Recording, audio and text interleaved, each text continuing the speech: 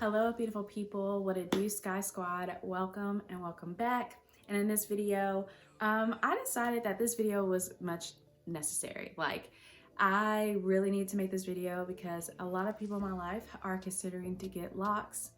And this video is just like, what would I tell them / myself before considering locks and things I wish I knew and things of that nature. So if you're curious about what I would say, if you ask me, should I get locks, should I didn't, what should I consider, then keep watching the video and we're just gonna hop right into it. If you're starting locks, if you're considering locks, is to give it a full year, like commit to it at least for a year, no less. And really longer than that, but your lock journey is a journey. So there's different phases, you know, you have starter locks, baby locks. Your locks will start to a process called budding, and that's kind of like where you enter the teenage lock realm, and that's where people might battle with the frizzies and this, that, and the third, and they're not patient enough to get to maybe what they always, you know, maybe to this level or what inspired you to get locks to begin with. So give it a year, be patient at least for a year. And then once you're a year in, I say, just give it a few more months to like a year and a half to really see it kind of start like forming. It's kind of hard to get a good grasp of what your lock journey would be like just based off the first 3-6 months.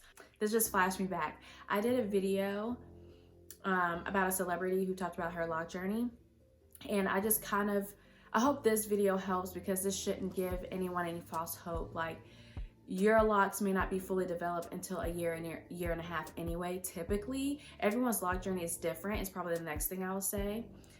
Everyone's lock journey is different. So you can have an inspo lock person all you want to, but your lock journey is yours alone. So keep that in mind when starting locks. So even if you want locks like mine, which I consider my locks to be traditional. When I went to Loctician, I asked for small, medium locks. I would not consider these to be micro locks. So yeah, but did I really know what I was gonna look like once my locks fully grew and matured? I really wasn't 100% sure. I had an idea. So there's a factor of faith and trust and patience in all of this. And to go a little bit deeper into that, because like duh, everyone's hair is different, everyone's journey is different, but like how? So everyone has different textures throughout their hair. Maybe you have different density of hair throughout your hair, and that's very important when it comes to lock to part ratio, which just basically means like how much hair are you putting in each lock? Like how big are the parts? Of course, you can get into whether you do like diamond shaped, if you do brick layered. You could get into all of that and down that rabbit hole too. There's tons of different methods, whether there's comb coils, 2-strand twists, braids even. You could go down a rabbit hole with that.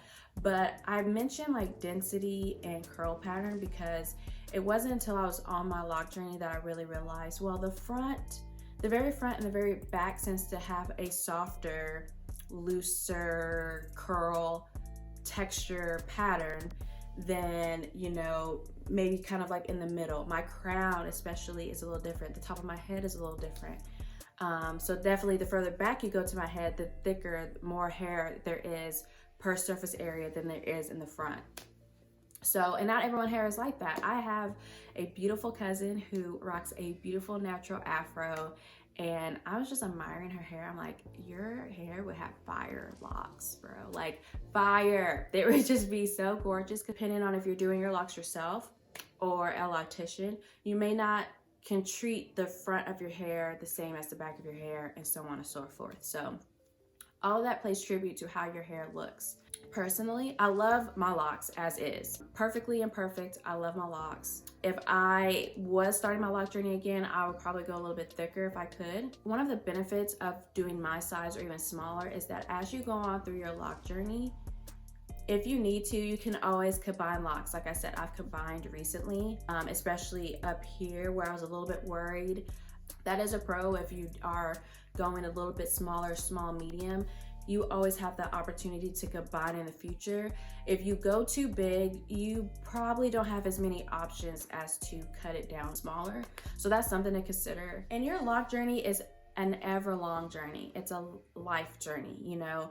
I had the belief like, okay, once my locks become mature, I'm good, like I could do whatever. And that's just not the case. You know, you still have to not worry, but you still have to take care of your locks. Low maintenance does not mean no maintenance. And once you have locked hair, you're in a different part of the natural community.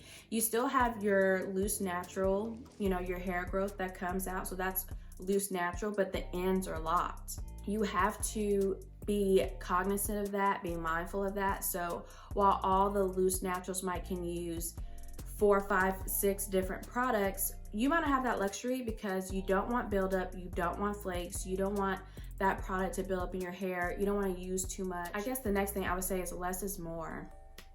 That's very, very important, because when you first start your lock journey, you know, you want to buy anything and everything. You want to try this, try that. You're super, super into your hair.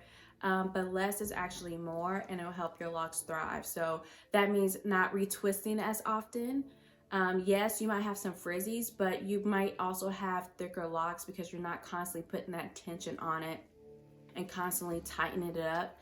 So you can have like a better payoff with some patience. You're not using as many products, are not running the risk of now I have buildup, now I have buildup, and now I have lint attaching to the buildup, and now I can't get it out, and so on and so forth. So all of these contribute to the livelihood of your lock journey, but I would definitely say less is more, and that's with products, with everything. Make sure you cover your locks. Make sure you cover your locks. Make sure you cover your locks. I only say this because make sure you cover your locks. Now I don't do this every single day. Sometimes, let's be honest, I get lazy and I've already passed out, went to sleep. And once my locks mature, you know, brush my locks and stuff, but we can talk about that in another video. But make sure you wrap your locks up, and that kind of will help with the frizziness, help with, you know, manipulation of your locks, because your journey will definitely look different from day 1 versus year 1, year 2, year 5, year 6. So it looks different as you go on. And my one piece of advice is to look at as many different lock journeys as possible. Don't overwhelm yourself though, because everyone's lock journey is different. Everyone has like what they think is right and what they can and can't do. Only look at other people's lock journey just to see how different your lock journey could be, especially if you're trying to figure out what type of locks you want. There's different technique methods. So, you know, there's semi freeform. You just kind of want to see all different types and ends of the spectrum, so you just have more of well-rounded knowledge, and try to find someone who maybe has a similar hair texture as you as well, and kind of see some of their issues or some of the problems they faced, because that's very helpful. A lot of you guys say, oh, I love your videos. It's even helped you with your lock clients, or helped you because you have a similar lock hair texture as I do, especially like in the front. If you've been here a while, you know what goes on in the front. But I will say, you know, I'm really happy about it now, and I think not retwisting as often has really helped that. But sidebar, just looking at as many different lock journeys as you can, because that will really help you see all the different possibilities, and not every way is going to be the best way for you. Check out lock extensions. What does that look like? Instant locks. What does that look like? Micro locks, sister locks. What's the crochet method? What is interlocking, palm rolling? All these different techniques that might sound like, oh gosh, this is overwhelming, but just with the mindset of just knowing that that's out there. It wasn't until recently that I really delved deeper into the crocheting or instant lock method, you know, especially if you have loose hairs growing around your locks. There's tons of things that can happen through your lock journey, but it's all doable. Don't let this scare you away. Just become more knowledgeable of what's out there, so that way if you encounter any of these along your lock journey, you have some sort of background or some sort of sense of what could be happening or what could be attributing to that. I will say that 5-6 years ago, when I just really started getting introduced to the lock community, and what we was doing back then versus now is like night and day. I felt like beeswax was a staple, or like the way to, you know, start your locks out. I think my mom might have tried it once, and I think they used beeswax, and now you'll hear many lockheads say no beeswax for me. Things can change. When you know better, you do better. And yeah, I think 6 years ago that, you know, people just do hair and treat it like, oh, it's just like, you know, doing braids or whatever. And it's not. Like, everyone is so focused on having this super crisp, super shiny, super straight type of retwist that is actually doing damage and can cause lock loss. I've only used Pump It Up on wigs back in the day. I would never use it on my locks, but about 5-6 years ago, depending on who you went to, that's what they would use on top of whatever else to retwist locks. So make sure you really investigate, research, and that way you know what kind of questions to ask. And yeah, so I think that's all I would say really to you guys if you're considering to get locks, to my best friend, to my homies that are thinking about it. So if you want to see a part 2, feel free to let me know in the comments. Make sure you subscribe, like up this video.